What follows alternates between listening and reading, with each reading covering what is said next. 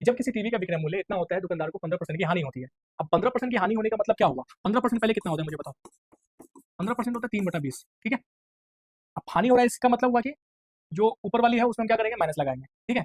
अब 15% का हानि का एक मतलब ये भी हुआ कि अगर सामान 20 का है तो उसको बेच कितना में रहे हैं? 17 में बेच रहे हैं। 3 का लॉस हो रहा है ना, 3 यूनिट का लॉस हो रहा है, यानी 20 का सामान है तो उसको हम किस में बेच रहे हैं? 17 में बेच रहे हैं, ठीक है? अब कह रहे हैं कि मुझे 15% का भैया लाभ कमाना है। किस पे कमाना है? सीपी पे कमाना है। सीपी पे 15% का लाभ कमाना है, ठीक है? तो 15% कितना हुआ भैया? 15% हुआ तुम्हारा 3/20, यानी 20 का अगर सामान है तो उसको हमको 23 में बेचना है, सेल करना है, ठीक है? 20 का सामान है तो उसको किस में करना है? 23 में सेल करना है।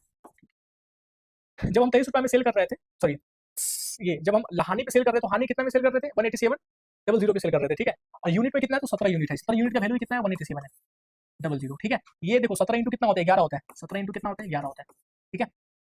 17 इंटू 11 187 होता है। तो मुझे हमसे ये वाला वैल्यू पूछ रहा है, तो 23 इंटू इसका वैल्यू पूछ रहा है, तो निकाल लो यहाँ से। तो कुछ मत करो, 3 करो, 3 दो 5 और ये 2 कर दो, ये 2 जीरो बैठा दो, तो ये तुम्हारा आंसर हो जाए, ठीक है? तो ऑप्शन नंबर बी यहाँ से भी आ गया। देखो, एक जो था परसेंटेज वाला सटिक मेथड, और ये तुम्हारा हो गया रेशियो। हमने रेशियो